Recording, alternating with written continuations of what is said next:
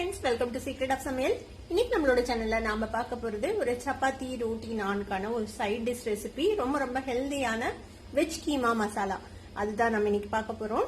வீடியோக்குள்ள போறதுக்கு முன்னாடி நீங்க என்னோட சேனலுக்கு இப்பதான் முதல் முறையா வரீங்கன்னா வீடியோ கீழே இருக்க சப்ஸ்கிரைப் பட்டனை மறக்காம பிரஸ் பண்ணிக்கோங்க. பக்கத்துல இருக்கிற நோட்டிபிகேஷன் பெல்லையும் மறக்காம கிளிக் பண்ணிக்கோங்க. அப்பதான் என்னோட ஃபியூச்சர் நோட்டிபிகேஷன்ஸ் உங்களுக்கு உடனே வந்து சேரும். சரி வாங்க, இப்போ இந்த ஹெல்தியான ரொம்ப டெலிஷியஸான ஒரு வெஜ் கீமா மசாலா எப்படி செய்யலாம்னு பார்க்கலாம்.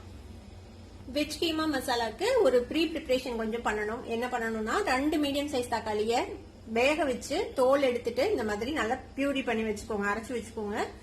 வெஜிடபிள்ஸ் வந்து உங்களுக்கு என்ன வெஜிடபிள்ஸ் பிடிக்குமோ அதை நீங்க போடலாம். நான் இன்னைக்கு வந்துட்டு கேரட், காலிஃபிளவர் அப்புறம் பீன்ஸ் போட்டிருக்கேன். மூணையும் நல்லா பொடியா நறுக்கிட்டு கொஞ்சமா தண்ணி விட்டு உப்பெல்லாம் போட வேண்டியதுல வேக வச்சு எடுத்து வச்சிருக்கேன். நல்லா சாஃப்டா இந்த மாதிரி வேக வச்சு எடுத்து வச்சுக்கோங்க.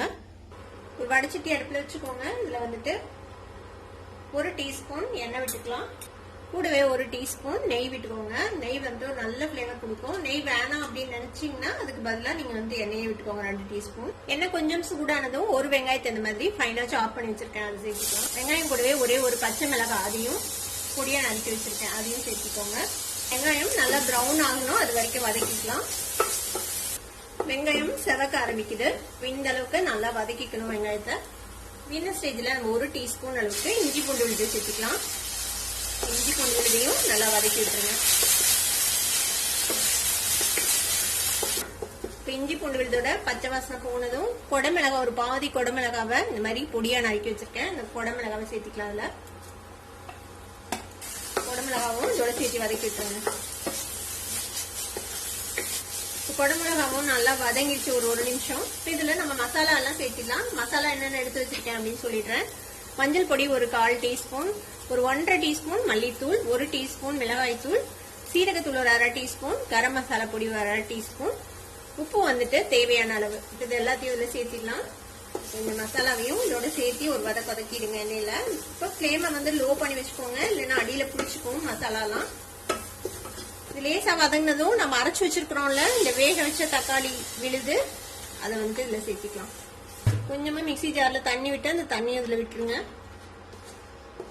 இதையும் நல்லா மிக்ஸ் பண்ணி விட்டுறலாம். இந்த மசாலா எல்லாம் கொஞ்சம் பச்சை வாசனை போகட்டும், அது வரைக்கும் வெயிட் பண்ணலாம். ஒரு 2 நிமிஷம் நல்லா வதக்கியாச்சு. பாத்தீங்கன்னா தெரியும் எண்ணெய் பிரிஞ்சிச்சு. இந்த மசாலா எல்லாம் வந்து நல்லா பச்சை வாசனை போயிடுச்சு. இப்போ நம்ம வேக வச்சு வச்சிருக்கோம்ல இந்த காய்கறி, நான் வந்து காலிஃபிளவர், கேரட் அப்புறம் பீன்ஸ் எடுத்துருக்கிறேன். நல்லா பொடியா நறுக்கி வச்சிருக்கேன். நான் வந்து கரெக்டா தான் தண்ணி விட்டு வேக வச்சிருக்கிறேன். இந்த மாதிரி குறைவா தண்ணி விட்டு வேக வச்சுக்கோங்க. இப்ப இந்த தண்ணியோட சேர்த்து நம்ம இதுல போட்டுடலாம். நான் இதுல உப்பெல்லாம் சேர்த்துல, நீங்க உப்பு போட்டு வேக வச்சாலும் உப்பு பார்த்து சேர்த்திக்கோங்க கிரேவிக்கு. இதோட சேர்த்து மிக்ஸ் பண்ணி விட்டுடலாம் மசாலாவோட. கூடவே ஒரு 50 கிராம் அளவுக்கு பன்னீர் இந்த மாதிரி துருவி வச்சிருக்கிறேன். அந்த பன்னீர் துருவிலையும் இதுல சேர்த்திக்கலாம். இதோட சேர்த்து நல்லா மிக்ஸ் பண்ணி விட்டுருங்க. இது எல்லாமே கொஞ்சம் ஒண்ணு சேர்ந்து வரதுக்காக ஒரு 1/4 கப் தண்ணி சேர்த்திக்கலாம். கூடவே நம்ம வந்துட்டு ஒரு சீஸ் கியூப துருவி போட போறோம். இது வந்துட்டு ஆப்ஷனல், உங்களுக்கு வேணும்னா போடலாம், இல்லைன்னா நீங்க இதை ஸ்கிப் பண்ணிடலாம். இந்த சீஸ் கியூப் இதுல திருவி போட்டுடலாம். கொஞ்சமா மிச்சம் வச்சுக்கலாம், நம்ம கடைசியில கார்னிஷ் பண்றதுக்கு யூஸ் பண்ணிக்கலாம். இதையும் சேர்த்து நல்லா மிக்ஸ் பண்ணி விட்டுருங்க. இப்ப இதை மூடி போட்டு ஒரு 5 நிமிஷம் இப்படியே லோ ஃபிளேம்ல வேக விடலாம். ஒரு 5 நிமிஷம் நல்லா கொதிச்சிருக்கு. நம்ம ஓபன் பண்ணி பார்ப்போம். பாருங்க, நல்லா எல்லாம் ஒண்ணு சேர்ந்து கொதிச்சிருச்சு. நம்மளோட வெஜிடபிள் கீமா மசாலா ரெடி ஆயிடுச்சு. இப்ப இதுல மேல கொஞ்சமா கொத்தமல்லி தழை போட்டுக்கலாம். அவ்வளவுதாங்க, நம்மளோட சிம்பிளான ஒரு வெஜ் கீமா மசாலா ரெடி ஆயிடுச்சு. நம்மளோட வெஜ் கீமா மசாலா ரெடி ஆயிடுச்சு. இதுக்கு மேல நம்ம கார்னிஷ்காக கொஞ்சமா சீஸ் துருவி போட்டுடலாம். சீஸ் வந்து டோட்டலி ஆப்ஷனல், உங்களுக்கு வேணும்னா போட்டுக்கலாம், இல்லைன்னா டோட்டலா அவாய்ட் பண்ணிடுங்க. மேல நீங்க பன்னீர் கூட இந்த மாதிரி துருவி போடலாம் கார்னிஷ்க்கு, அதுவும் அழகா இருக்கும். மேல கொஞ்சமா கொத்தமல்லி தழை போட்டுடலாம்.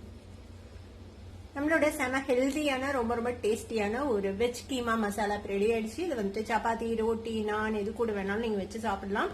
கண்டிப்பா ட்ரை பண்ணி பாருங்க. ட்ரை பண்ணி பார்த்துட்டு எப்படி இருந்தது அப்படின்னு எனக்கு கமெண்ட்ஸ்ல ஃபீட்பேக் கொடுங்க. இந்த வீடியோ உங்களுக்கு பிடிச்சிருந்ததுன்னா சப்ஸ்கிரைப் பண்ணுங்க, பக்கத்துல இருக்க பெல் ஐகானை கிளிக் பண்ணுங்க. அப்பதான் ஃபியூச்சர் நோட்டிபிகேஷன்ஸ் உங்களுக்கு உடனே வந்து சேரும். லைக் பண்ணுங்க, ஷேர் பண்ணுங்க. தேங்க்யூ ஃபார் வாட்சிங் this video viewers. Bye bye.